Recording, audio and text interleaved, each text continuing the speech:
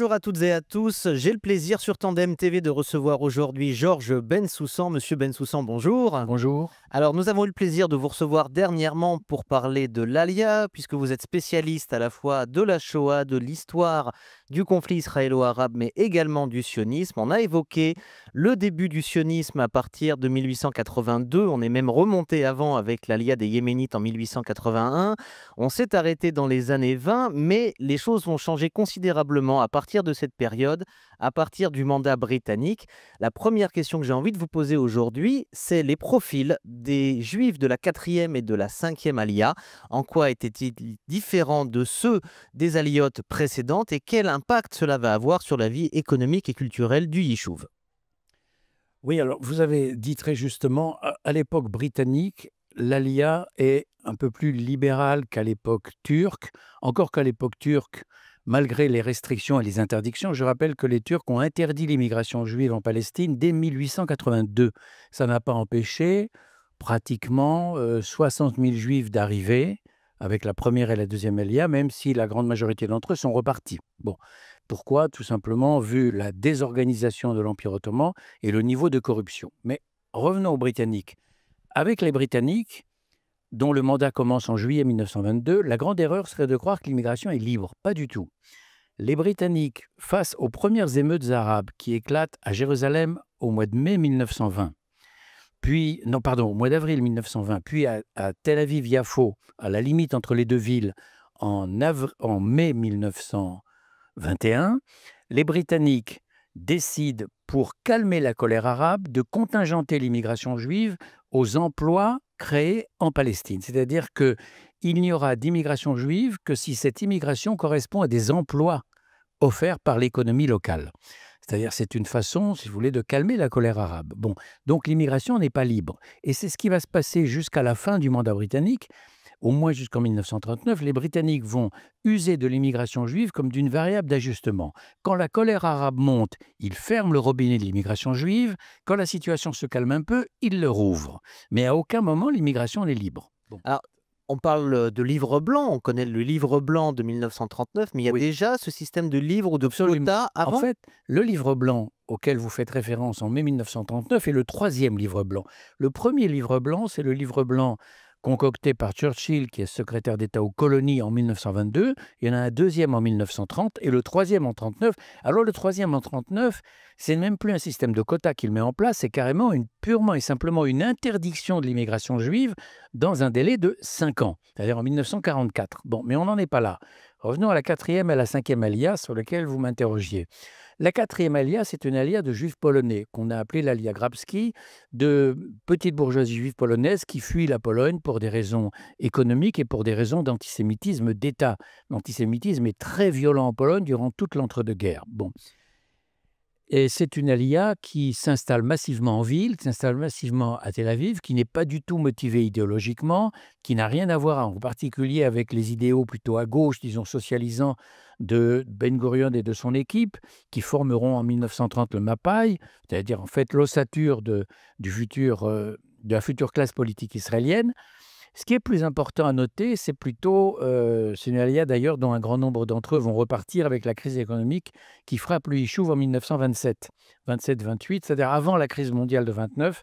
Il y a eu une crise économique terrible en Palestine, qui est liée d'ailleurs à l'effondrement de la monnaie nationale polonaise. Pourquoi? Parce que cette monnaie nationale polonaise s'effondrant, les économies apportées par ces juifs polonais étaient en zloty, précisément. Elles ont été investies dans des entreprises du bâtiment et tout d'un coup, elles ne représentent plus rien. Et voilà des entreprises du bâtiment qui employaient des dizaines et des dizaines de milliers de travailleurs qui soudain se retrouvent en cessation de paiement, au chômage. Et ça a été un taux de chômage à 40% à Tel Aviv et donc des vagues de départ de Palestine considérables. Alors, on sait où sont partis ces juifs polonais quand ils ont quitté Eretz Israël? Beaucoup sont repartis en Pologne tout simplement, d'autres ont tenté leur chance ailleurs en Europe occidentale. Bon. La 5e alia, celle qui arrive à partir de 1932-39, c'est l'alia inespérée de la part des autorités sionistes qui voyaient finalement l'alia comme une sorte de ruisseau, très faible finalement, très décevant par rapport aux espoirs portés par le mouvement sioniste et la déclaration Balfour. Et là, ça a été un sursaut extraordinaire parce que l'alia repart en flèche à partir de 32-33. Pourquoi? du fait de la montée de l'antisémitisme dans toute l'Europe et en particulier en Europe orientale. Il ne faut pas oublier la Hongrie et la Roumanie, mais et la Pologne, bien évidemment, surtout la Pologne, qui est l'épicentre du judaïsme européen et du judaïsme mondial, mais surtout l'arrivée d'Hitler au pouvoir, qui a été un tremblement de terre pour le judaïsme allemand et pour le judaïsme en général, pas seulement allemand. Et là, vous avez effectivement, à partir de 33, 34, 35, une alia massive qui vient en grande partie d'Europe orientale et en moindre partie d'Allemagne. C'est une alia, je parle des juifs allemands, qui vient là faute de mieux. Nous l'avons vu l'autre jour dans la première émission. C'est une alia de gens diplômés et c'est une alia qui vient avec des capitaux. Ça, c'est très important à noter parce que l'alia, comme je le disais tout à l'heure, n'est pas libre du côté des Britanniques. Elle est soumise soit à une création d'emplois, soit à un capital de 1000 livres sterling par tête. 1000 livres sterling, c'est une somme considérable pour l'époque. C'est bien davantage que le revenu d'un travailleur lambda sur une année entière. Bon, donc qui arrive en Palestine? Les Juifs les plus riches. Et comment arrivent-ils là? Ils arrivent grâce aussi à l'accord de Ahavara, qui signifie le transfert en hébreu, qui a été signé entre le mouvement sioniste et les autorités nazies du Reich en août 1933. C'est un accord qui permet aux Juifs allemands de quitter le territoire du Reich en laissant une partie de leurs biens sur place et en transformant une partie de leurs biens en des achats obligatoires à l'industrie allemande, à l'économie allemande. Donc en fait, c'est gagnant-gagnant dans cette histoire. Le mouvement sioniste y gagne des immigrants et des capitaux, et le Reich y gagne finalement des ventes de biens qui, dans un contexte économique très difficile, qui est celui de l'après-grande crise de 1929, c'est un accord gagnant dans la mesure où l'économie allemande trouve là des débouchés inespérés. Bon. Et c'est donc aussi grâce à cet accord de Ahavara, auquel on a beaucoup reproché aux sionistes, et que d'ailleurs les communautés juives du monde entier ont reproché aux sionistes. Pourquoi? Parce que la politique de boycott de l'Allemagne nazie était ruinée par l'accord de Ahavara d'une certaine façon. Et là, on voit bien que les intérêts du Yishuv, c'est-à-dire les intérêts de la communauté juive de Palestine, futur État d'Israël, ne coïncident pas avec les intérêts des communautés juives de diaspora à ce moment-là. Il y a eu une crise grave à ce moment-là, précisément, entre le mouvement sioniste et les communautés juives de diaspora. Donc voilà quel est le profil de ces immigrants, des gens qui ont des capitaux, des gens qui sont diplômés, des gens qui représentent une forme d'élite intellectuelle et professionnelle, parmi eux beaucoup de médecins, beaucoup d'ingénieurs, beaucoup de professeurs, beaucoup d'architectes, d'avocats, en particulier ceux-là ont beaucoup de mal d'ailleurs à se recaser dans l'économie palestinienne, mais pour les médecins, l'impact a été considérable sur la médecine locale en Palestine, à savoir que ça a donné un coup de fouet, une stimulation extraordinaire à tout le système de santé du Yishuv palestinien à ce moment-là. Alors c'est quelque chose d'extraordinaire parce que c'est des profils qui étaient très différents des aliotes précédentes. Tout à fait. Et puis ça va avoir un impact effectivement sur la santé locale, pour les Juifs, peut-être même pour les Arabes qui vivaient à côté. Bien sûr. Alors, ça n'est pas ce qui a créé le système de santé local. Je rappelle que Hadassah, par exemple, l'hôpital Hadassah est créé en 1920, donc bien avant cette alia. Mais ça a un impact sur la santé au quotidien dans tous les dispensaires qui seront créés dans toute la Palestine juive, mais ces dispensaires ne sont pas ouverts qu'aux juifs. Il n'y a pas de système d'apartheid ici, contrairement au fantasme des antisionistes. Sont soignés tous les habitants du voisinage. Et donc les habitants des villages arabes locaux sont soignés également dans les dispensaires juifs. Et on constate une chose intéressante, à la fin des années 30, c'est que dans les localités arabes situées près de localités juives, et qui donc bénéficient, de l'hygiène apportée par les juifs, en particulier en matière d'assainissement de l'eau, l'eau étant le vecteur numéro 1 de transport des maladies, et 2, grâce à la fréquentation de ces dispensaires où on apprend des rudiments d'hygiène et on donne évidemment des soins dont ne bénéficiaient pas les villages arabes qui étaient dans un état souvent de sous-développement sanitaire considérable. Il faut lire ici les rapports, à savoir aussi bien des Turcs avant 1914 que des Anglais après 1918. Ils sont accablants pour l'état d'hygiène des villes arabes. Eh bien, on constate que dans ces localités juives situées près ces localités arabes situées près des localités juives, le taux de mortalité infantile diminue considérablement grâce précisément aux efforts de l'hygiène et de la médecine apportés par les juifs et en particulier par les juifs d'Allemagne. Donc ça, c'est très important dans l'histoire de l'ALIA. Après, sur le mandat britannique à partir de 1922, on va voir différentes politiques d'immigration par rapport aux Juifs qui souhaitent venir, quelle que soit leur motivation, en Eretz Israël. Tout à fait. Je lisais L'immigration n'est pas libre. Il y a eu donc 3 livres blancs. Le deuxième livre blanc, qu'on appelait le livre blanc Passfield en 1930, restreint considérablement l'immigration juive. Il a entraîné une vague de protestations dans le monde sioniste qui fait que les Britanniques ont été obligés de reculer. Et ce recul a été très mal vécu par la partie arabe, on l'imagine bien sûr, et ça a participé bien sûr, cumulé à l'immigration juive arrivant avec la cinquième alia, celle des juifs allemands et des juifs polonais, ça a contribué à l'éclatement de la révolte arabe en 1936, qui avait été précédée d'ailleurs en 1933 d'une première révolte qui a duré quelques jours seulement, dirigée contre les forces britanniques. En fait, la politique britannique, je l'ai dit, est une politique au jour le jour, c'est une politique qui varie énormément dans le temps et qui, face à la révolte arabe de 1936, prend la décision capitale en 1939, au mois de mai 1939, avec ce troisième et dernier livre blanc, de couper complètement l'immigration juive dans un délai de 5 ans. Que dit le livre blanc de 1939? Il dit ceci: l'immigration juive durera encore 5 ans au rythme de 15 000 entrées par an, soit 75 000 personnes. Au-delà de 5 ans, elle sera interdite, sauf si la partie arabe y consent. On imagine bien que la partie arabe n'a aucune raison de dire oui à une immigration juive qu'elle perçoit comme une invasion et comme une dépossession de sa patrie. Bon. Donc ça signifie en fait qu'en 1939, la partie britannique, le mandat britannique, revient sur la déclaration Balfour, mais sans le dire explicitement. À aucun moment ça n'est dit. Mais dans la réalité, c'est bel et bien l'enterrement de la déclaration Balfour. À une époque qui est dramatique pour le monde juif, parce qu'on est en 1939, on a eu une époque où il y a déjà eu la nuit de cristal, en novembre 1938, il y a eu l'Anschluss, en mars 1938, il y a eu entre les deux la fameuse conférence d'Évian sur les réfugiés, qui sont à 90% des réfugiés juifs, dont on a conclu après la conférence d'Évian qui a avorté, qu'aucun pays au monde n'en voulait. C'est-à-dire que le monde entier est fermé aux juifs, et comme Weizmann le disait avec une certaine ironie, le monde se divise en deux, d'une partie où les juifs ne peuvent pas vivre et une partie où les juifs ne peuvent pas entrer. Le seul pays, je crois, qui a accepté d'en accueillir, c'était la République dominicaine. Absolument. C'est ça? C'est la République dominicaine qui en a accepté 10 000 ou 2 000, ou je ne sais plus. Alors, je reviens sur ce choix des Anglais concernant leur politique d'immigration. Est-ce que c'est, sentant la guerre arriver et ne voulant pas se fâcher avec le monde arabe pour le pétrole qu'ils ont fait ce choix-là? Est-ce que c'est pour assurer du calme dans cette région de la Palestine à cause des mouvements nationalistes de plus en plus violents? Quelles sont les motivations qui les poussent à faire ces quotas de plus en plus durs? Oui, mais vous avez pointé les 2 principales raisons déjà. Mais je mettrai peut-être le pétrole de côté, je m'explique. Globalement, les Anglais sont surpris par le refus arabe de plus en plus violent. Et dès 1920, ils sont surpris par les réactions arabes. Et cette réaction arabe est allée crescendo en intensité. Elle est allée de plus en plus violente. En 1929, il y a eu des pogroms carrément dans plusieurs villes, dont Hebron et Jérusalem, qui ont frappé surtout les communautés orthodoxes. Mais ce sont d'authentiques pogroms. Bon. Et en 1936, là, c'est une rébellion généralisée. Cette rébellion, les Anglais choisissent de la briser militairement à partir de 1937. Dans un premier temps, ils ont adopté une politique plutôt calme.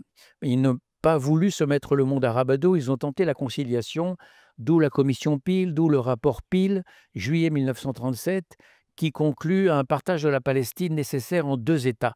Et la partie arabe refuse d'emblée le rapport Peel. D'où le redémarrage de la rébellion à l'automne 1937. Et cette fois, les Anglais sont décidés à mettre les grands moyens pour casser la révolte arabe. Pourquoi? Parce qu'à partir de 37-38, surtout 38, ils voient venir la guerre en Europe. Et ils ne veulent pas, si la guerre survient en Europe, se mettre le monde arabe à dos. Ils veulent se le concilier parce qu'ils savent très bien que les Allemands, le Reich, agit dans leur dos en soutenant la partie arabe depuis longtemps. D'abord, le Reich soutient les frères musulmans égyptiens dès 1933, avec énormément de fonds d'argent envoyés en Égypte, et soutient à partir de 1938 la rébellion palestinienne, en armes et en argent. Ça, les Anglais le savent. Et si guerre il y a en Europe, et après l'échec d'une certaine façon des accords de Munich, septembre 1938, où Hitler ne respecte pas sa parole, évidemment, les Anglais savent que la guerre éclatera en Europe. Et donc, il faut en finir avec la rébellion palestinienne. Donc, il faut écraser la rébellion militairement, mais en même temps donner raison à la partie arabe, lui donner satisfaction sur tous les autres points. Alors, j'ai Et une donc, question importante par dans rapport cette à... contradiction, je termine là-dessus, cette contradiction, la rébellion arabe est écrasée militairement en 1939, mais politiquement, elle a gagné parce qu'elle obtient gain de cause sur toute la ligne. J'avais une question pour préciser aux gens qui nous regardent. On disait qu'à la fin du 19e siècle, c'était des problèmes économiques de voisinage qu'il pouvait y avoir entre les Juifs et les Arabes. Est-ce que là, dans ces années-là, notamment en 1936, c'est toujours des motifs économiques où il y a un vrai sentiment nationaliste qui fait qu'il y a ces mouvements, ces révoltes arabes? Non, il y a une très nette évolution entre les premiers incidents à Petah Tikva en 1886, qui sont des incidents de voisinage liés très largement au vol, au larcin, au chapardage, etc. Bon. Et la rébellion généralisée de 1936, il y a 50 ans de séparation. Et en 50 ans, globalement, le sentiment national arabe-palestinien a commencé à émerger. Il émerge très lentement d'une province qui ne s'appelle même pas la Palestine, mais qui s'appelle la Syrie du Sud. Et qui émerge lentement, pourquoi? Parce que la structure de la société palestinienne, comme toutes les sociétés environnantes d'ailleurs, c'est pas propre à la Palestine, est une société clanique, une société tribale, où la base de la société, c'est le clan. Ça n'est donc pas la nation au sens occidental du terme. Ce sont des sociétés très largement verticales et non pas horizontales, et où les cercles d'appartenance sont la famille, le village et le clan. Et en dernier ressort, la Oumma, c'est-à-dire l'appartenance au monde musulman. Parce que je l'ai dit dans une précédente émission, l'essentiel des Arabes de Palestine sont sunnites, musulmans sunnites. C'est une petite minorité qui est chrétienne. Donc, il n'y a pas d'appartenance à la nation palestinienne. Le mot Palestine ne signifie pas grand-chose, disons, pour l'arabe lambda de ces régions-là, disons le paysan arabe lambda. En revanche, pour l'élite intellectuelle palestinienne de Jaffa ou de Jérusalem, par exemple, ou de Haïfa, oui, la Palestine, ça a déjà un sens très concret dans les années 30, Ah, bien j'allais vous sûr. demander à partir de quelle Oui, période? puisque par exemple, des journaux comme Al-Karmil ou Philastine sont créés par des familles d'Arabes chrétiens de Palestine au début des années 1900. Et l'un des deux journaux créés, il n'y a pas que deux, il y en a trois ou quatre, s'appelle Philastine, la Palestine déjà. Donc la naissance d'un sentiment national palestinien, elle est déjà là avant la guerre de 14, elle s'affermit avec la déclaration Balfour et en rejet de la déclaration Balfour ensuite, et avec la création des comités islamo-chrétiens en 1918, 1919, la constitution d'un congrès national palestinien, et au moment où, du fait des aléas de la politique franco-britannique, il serait beaucoup trop long d'entrer ici dans les détails, la Syrie est séparée de la Palestine alors que jamais elle ne l'avait été. La Palestine a toujours fait partie de ce qu'on appelle la Grande Syrie, Bilad al-Sham en arabe. Et que là, quand brutalement, à cause des ambitions françaises sur la Syrie passe sous la coupe française en 1920 et la Palestine est mandat britannique en 1922, alors là, oui, les nationalistes arabes de Palestine se replient sur un nationalisme strictement palestinien et effectivement, la conscience arabe palestinienne s'affermit dans les années 30, c'est indéniable. Bon, mais encore une fois, c'est vrai davantage d'une élite urbaine, en particulier d'une élite urbaine plutôt chrétienne, parce qu'il y a une différence considérable en matière d'éducation, de culture et d'alphabétisation entre les Arabes chrétiens et les Arabes musulmans. Je voudrais quand même rappeler ce chiffre. En 1914, dans ce qu'on appelle, nous, la Palestine entre la mer et le Jourdain, chez les hommes musulmans, les Arabes musulmans, vous avez à peine 25% d'alphabétisés. Chez les hommes arabes chrétiens, vous avez 75% d'alphabétisés. 3 fois plus. 3 fois plus. Et chez les juifs, 92%. Bon, donc vous voyez, ce différentiel entre arabes chrétiens et arabes musulmans explique qu'à la tête du combat national palestinien, à la tête des élites arabes palestiniennes, vous avez d'abord des chrétiens, qui vont d'ailleurs être, c'est une autre page d'histoire, mais on peut quand même en dire un mot, qui vont être évincés progressivement par les musulmans durant la grande révolte de 1936-39, où les arabes chrétiens qui étaient à la tête du combat palestinien antisionistes avant la guerre de 14 se retrouvent progressivement marginalisés en 1930. Par les fins de famille. Oui, précisément. Alors, je reviens sur notre question de l'immigration pendant cette période. Est-ce qu'on peut dire quelque chose du rôle de l'agence juive pendant le mandat britannique. Oui, il est fondamental. L'agence juive, elle est réellement créée dans les structures que l'on connaît en 1929, au moment où l'exécutif sioniste en Palestine décide de créer une agence ouverte aux non-sionistes. Pourquoi? Entre autres pour trouver des fonds, parce que le mouvement sioniste est dans le creux de la vague en 1929, très peu d'immigrants, beaucoup de départs, suite de la grande crise économique de 1927 dont j'ai parlé. Bref, il faut trouver de l'argent, il faut trouver un financement, d'où cette ouverture aux non-sionistes.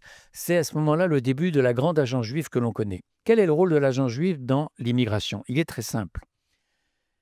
L'agence juive détermine un certain nombre de visas d'immigration à demander aux Britanniques chaque année. Pourquoi? Et sur quelle base? Sur la base des emplois créés en Palestine. C'est-à-dire que si l'agence juive arrive à prouver qu'elle peut employer 5000 personnes, ils vont demander 5000 visas d'immigration. Les Britanniques accordent donc les 5000 visas d'immigration à qui? À l'exécutif sioniste en Palestine qui s'appelle l'agence juive. Et ensuite, quel est son rôle? Eh bien, l'agence juive répartit les quotas d'immigration entre les différents pays où il y a des demandeurs de visas pour la Palestine. Et ici, jouent les appartenances politiques. L'agence juive est dominée par le mouvement travailliste, le mouvement de Ben Gurion, qui était l'Ardout Avoda avant 1930 et qui devient par fédération de différents mouvements, on ne va pas entrer dans les détails, le MAPAI en 1930. L'agence juive domine le MAPAI. Ça veut dire qu'en fait, l'agence juive accorde les quotas d'immigration, les visas d'immigration, évidemment, à ses tendances politiques. Les grands perdants de l'affaire, c'est le mouvement révisionniste de Jabotinsky. Or, le mouvement révisionniste de Jabotinsky, qui est créé en 1925 à Paris. Pourquoi à Paris? Tout simplement parce que Jabotinsky est interdit de séjour en Palestine par les Britanniques depuis 1920. Je pense qu'il faut qu'on dise un mot sur le révisionnisme et sur Jabotinsky, qui est peut-être un peu moins connu du grand public. Alors, Jabotinsky est à la tête d'un mouvement qu'il crée en 1925 à Paris, encore une fois, à son corps défendant parce qu'il est interdit de séjour à Jérusalem, en Palestine en général, ce qui est un mouvement qu'on appelle rapidement un sioniste de droite. C'est un sionisme profondément nationaliste qui considère que vis-à-vis de la question arabe, il n'y a pas un malentendu entre arabes et juifs, mais il y a un conflit réellement entre deux nations. Il a une vue très lucide du conflit, et il le dit, et sans d'ailleurs avoir une vue méprisante de la société arabe. Bref, et il est idéologiquement, intellectuellement, politiquement, c'est un homme qui n'a rien à voir avec le socialisme ben-gourionien. Bon, c'est un homme, disons, de droite, mais d'une droite libérale. On a fait de Jabotinsky un fasciste, c'est une énorme erreur d'interprétation. Jabotinsky est un homme du 19e siècle. C'est aussi parce qu'il y a eu l'Irgun, et que derrière, il y a eu des excès, on va dire. Bien sûr, le terrorisme de l'Irgun et la violence de l'Irgun, bien sûr. Et l'Irgun, il en est en partie responsable. Bon, c'est indéniable, ça. Et donc, le mouvement de Jabotinsky naît en 1925 et il prend de plus en plus d'importance au sein du mouvement sioniste, jusqu'à représenter jusqu'à 20% peut-être des délégués sionistes. En 1935, dans la mesure où Jabotinsky n'arrive pas à faire entendre réellement sa voix au sein du mouvement sioniste, il décide de créer une autre organisation sioniste. En 1935, il fait scission d'avec le mouvement sioniste. Pourquoi? Parce que l'agent juif qui reçoit ses quotas d'immigration de la part des Britanniques n'accorde les visas d'immigration, je l'ai dit, qu'aux gens qui leur sont favorables, c'est-à-dire en gros à la mouvance travailliste. Et donc les militants révisionnistes qui patientent en Europe, par exemple, pour entrer en Palestine, ceux-là n'obtiendront jamais le précieux cétable. Ce sont les grands perdants. La conséquence, c'est que Jabotinsky décide de créer sa propre organisation, ce qui lui donne le droit de proposer aux Britanniques un certain nombre de visas à partir du moment où il est capable de prouver qu'il pourra créer 500 ou 1000 ou 2000 emplois en Palestine. Voilà sur quelle base est créée en 1935 la nouvelle organisation sioniste de Jabotinsky. C'est pour éviter le boycott qui a été mené par la gauche travailliste contre le mouvement révisionniste. Très intéressant sur le rôle de l'agence juive dans l'immigration juive de cette période. Alors, dernière question qui est importante également sur cette période, c'est la démographie arabe. Oui. On sait que du Jourdain à la mer, la région était très peu habitée à la fin du 19e siècle. On sait qu'il y a les Juifs qui commencent, on parle de quelques dizaines de milliers de personnes qui viennent, beaucoup repartent. Le pays ne connaît pas une révolution industrielle telle qu'on la connaît en Europe. C'est les Anglais qui vont véritablement moderniser le pays, faire les routes, faire le port, et qu'il n'y a pas que des Juifs qui vont arriver pendant cette période. Bien sûr. Le développement du pays, il est à la fois le résultat des Anglais, en particulier pour les routes et les chemins de fer, c'est vrai, mais en matière industrielle, les Juifs ont joué un rôle capital. Par exemple, tout ce qui est d'électrification du pays, c'est tout de même Pinchas Ruthenberg qui est à l'origine de tout le réseau d'électrification du pays, y compris même de la centrale Reading au nord de Tel Aviv, que tous ceux qui connaissent un peu Israël connaissent parfaitement. Bon. Donc, les Juifs ont joué un grand rôle aussi dans l'industrialisation du pays. Ils ont doté le pays, disons, d'une industrie légère, par exemple. Il faut savoir que la Haganah, la milice d'autodéfense juive, fabriquait déjà une partie de ses armes avant 1940. Bon, dans des ateliers, évidemment, clandestins. Bon. Alors, la démographie arabe. Vous avez raison de dire, la Palestine avant 1914 est très peu peuplée. Les estimations, parce qu'on n'a pas de recensement fiable, les estimations donnent avant 1914 moins d'1 million d'habitants entre la mer et le Jourdain.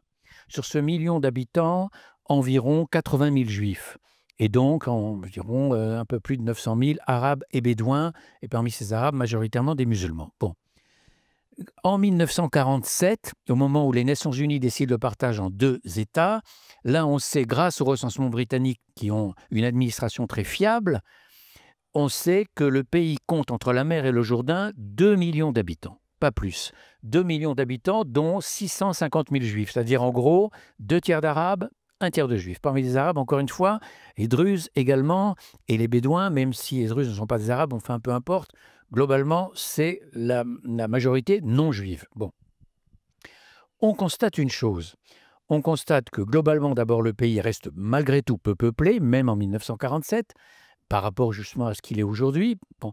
Donc ça veut dire qu'on est face à des problèmes qu'on pouvait facilement résoudre à cette époque-là, parce que les effectifs de population engagée étaient quand même modestes, très modestes. Il faut écouter les débats britanniques, par exemple au sein de la classe politique britannique au moment de la déclaration Balfour, vis-à-vis des argumentaires juifs ou des argumentaires arabes, où les uns et les autres disent « mais enfin, ce sont des populations très peu nombreuses ». Bon, ça ne pose pas de grands problèmes sur le fond. Bon. Ce qui s'est passé, c'est que le développement du pays par les Britanniques, et avant même les Britanniques, il faut remonter à l'ouverture du canal de Suez. L'ouverture du canal de Suez en 1869 donne un coup de fouet économique à toute la région du Proche-Orient. Puis, ensuite, le développement britannique avec le mandat, et le développement d'ailleurs des Juifs avant 1914 déjà, puis le développement britannique avec le mandat et le développement de l'économie juive ensuite, et surtout dans les années 30, avec cette alia dont j'ai parlé, qui apporte énormément de capitaux qui sont investis dans l'économie locale, énormément d'argent, eh bien, va créer des dizaines et des dizaines de milliers d'opportunités d'emploi, et ces dizaines de milliers d'emplois qui ont été créés par le développement de l'économie juive dès la première et deuxième alia, en particulier dans les établissements d'implantation agricole, dans les premières moshavot et ensuite dans les premiers kibbutzim, ça va évidemment attirer les demandeurs d'emploi. Et donc, on va avoir une immigration qui va venir de Syrie, qui va venir d'Égypte, qui va venir du Liban, de ce qu'on appelle nous le Liban, et même de plus loin encore, qui va venir d'Irak, par exemple. Toute cette immigration arrive en Palestine et on le retrouve dans la patronymie aujourd'hui qui domine en Palestine, où vous avez beaucoup de Al-Souri, Al-Lubnani, Al-Masri, qui signifie l'Égyptien, le Libanais, le Syrien, etc. On a une idée des chiffres sur ces communautés, des pays, des régions voisines, on va dire, qui arrivent dans cette période-là? On a 2 données de chiffres. La première est d'origine britannique et elle est fiable, c'est la commission Woodhead en 1938. Les Anglais, face à la rébellion arabe, ont nommé commission sur commission. La commission Woodhead succède en 1938 à la commission Peel, dont le rapport a été récusé. La commission Woodhead est de tonalité très antisioniste, comme d'ailleurs la grande majorité de la classe politique britannique, et y compris la grande majorité de l'appareil mandataire en Palestine même. Bon. La commission Woodhead préconise le renoncement au partage et elle donne ces chiffres qui sont quand même surprenants. Elle dit que entre 1919 et 1938, le rapport est remis le 7 novembre 1938. Entre 1919 et 1938, il est entré plus d'Arabes en Palestine que de Juifs. En gros, je cite à peu près de mémoire, pratiquement 400 000 Arabes et 370 000 Juifs, quelque chose comme ça. Je parle de l'immigration, je ne parle pas de l'accroissement naturel, c'est-à-dire l'excédent des naissances sur les décès. Ça n'a rien à voir. Bon, ça, c'est la première chose. Une immigration arabe plus importante. Alors, pourquoi n'est-elle pas répertoriée? Parce que c'est une immigration arabe qui n'arrive pas par voie de mer. Elle n'arrive pas par Jaffa. Jaffa est à l'époque, jusqu'en 1936, le grand port. Tel Aviv et Haïfa viendront après. Elle arrive par voie de terre, par le Liban, par la Syrie, par l'Égypte, à une époque où on n'a pas affaire à des frontières comme aujourd'hui, hermétiquement fermées, avec des champs de mines partout, des lieux hyper dangereux. Ça n'est pas ça du tout, les frontières. Ce sont des frontières du type Ancien Régime en Europe. C'est-à-dire, on ne sait pas, on passe la frontière, on ne sait pas qu'on a passé la frontière, qu'on est déjà dans un autre pays. Donc, c'est une immigration qui est largement clandestine et qui s'installe sur place et qui s'insère d'autant mieux sur place qu'elle est parfaitement arabophone, évidemment. Bon, ça, c'est le premier point. Le deuxième point, c'est que, comme je l'ai dit, le système de santé juif a profité également au voisinage arabe et la mortalité infantile arabe, globalement, a décru dans ces zones-là. Donc, l'accroissement naturel de la population arabe est beaucoup plus fort dans les zones qui jouxtent les populations juives que dans les zones où il n'y a aucun voisinage juif. Je prends un exemple simple. Si vous prenez les régions de ce qu'on appelle ici le Gush Dan en Israël, si vous voulez, d'Ashdod, Rehovot, montant par Rehovot et jusqu'à Kfar Saba, etc., jusqu'à Khedera. Bon, vous avez là énormément de localités arabes autour. La mortalité globale, la mortalité infantile a beaucoup baissé. Et l'accroissement naturel a énormément augmenté, pratiquement de 20% en 20 ans. En revanche, si vous prenez l'accroissement naturel dans les régions de Jenin ou de Ramallah ou de Naplouse, où il n'y a aucune implantation juive, l'accroissement naturel est très faible. Il est de 2% sur 20 ans, à peine. Bon, donc il y a un lien direct entre les deux. Voilà en ce qui concerne l'accroissement pour la population arabe. Je dirais qu'il y a une deuxième source, alors que cette fois, elle est beaucoup moins connue. C'est l'immigration algérienne. Il y a au XIXe siècle, à partir de 1857, une très forte immigration algérienne en Palestine. Arabe. Oui, bien sûr, algérienne, arabe. Oui, vous avez raison de le préciser, pas juive, vous avez raison. Oui, on aurait pu penser à une immigration Il y a séfarade. eu aussi un peu de séfarade vers Jaffa qui s'est Oui, installé. bien sûr, dans les années 1830-1850, les Chelouches et les autres. Moyal, Aboula, etc. Montmoyal, c'est du Maroc, mais Chelouche, par exemple, le futur entrepreneur, l'un des bâtisseurs de Tel Aviv, était d'origine Hamzalag. algérienne. Hamzalag est marocain aussi. Non, mais je veux dire marocains, algériens dans cette période qui sont arrivés. Absolument. Les premières alias officielles. Exactement, cette alliance est très importante. Mais là, on parle des Algériens arabes qui sont arrivés ici. Musulmans, voilà. Arabes musulmans. Musulmans, voilà. C'est une immigration arabe qui arrive à la suite de l'émir Abdelkader, lequel émir Abdelkader était le chantre de la résistance à l'invasion et à la colonisation française. Il a été vaincu par les Français, il s'est rendu, il a été emprisonné un temps en France, et finalement il a été libéré en 1854. Et en 1854, l'Empire ottoman, je rappelle que l'Algérie faisait partie de l'Empire ottoman lui accorde évidemment le droit d'asile. Et il obtient le droit d'asile, lui et sa suite, il n'est pas seul évidemment, il y a des milliers de personnes avec lui, dans la région de Damas. Et en fait, plus précisément au sud de Damas, dans la région du Khoran et du Golan. Bon. Et à la suite de cette première vague d'immigrants qui suit l'émir Abdelkader, il y aura d'autres vagues d'Algériens qui viendront exactement dans les mêmes régions et qui vont finalement se répartir essentiellement du côté de la Galilée. Donc du côté du Golan et franchissant le Jourdain et le lac de Tibériade, du côté de toute la Galilée, c'est une immigration qui durera jusqu'en 1930. Difficile de la chiffrer, très difficile. Mais quand on lit les rapports consulaires français, et entre autres les rapports consulaires français de Jérusalem, qui sont donc particulièrement intéressés à cette immigration qui vient de leur colonie en Algérie, on est tout à fait édifié là-dessus. Les consuls français font état d'une immigration algérienne musulmane, je dis bien musulmane, très importante, entre, je dirais, donc 1857 et 1930. Alors ça a constitué une source d'immigration arabe importante. Je rappelle par exemple que la famille de Mahmoud Abbas est d'origine algérienne d'il y a 3 ou 4 générations, pas plus. Bon. Très intéressant. Vague d'immigration dont j'imagine peu connaissent d'origine algérienne. Très peu. Il y a un historien français, Jean-Pierre Bardin, qui a travaillé là-dessus. Son ouvrage est publié aux éditions du CNRS. Merci beaucoup, Georges Bensoussan, pour cet échange passionnant sur la 4e et la 5e alia, la politique britannique pendant cette période. C'était un plaisir de vous avoir sur Tandem TV. J'en profite pour dire qu'une nouvelle version de ce livre va sortir au mois de janvier aux éditions Gallimard qui s'appelle Une nouvelle histoire du une sionisme. nouvelle histoire du Je précise, sionisme. c'est vraiment un nouveau livre, hein. Et c'est un nouveau livre. J'espère qu'on aura le plaisir d'en parler ensemble sur Tandem TV. Avec plaisir. À très bientôt.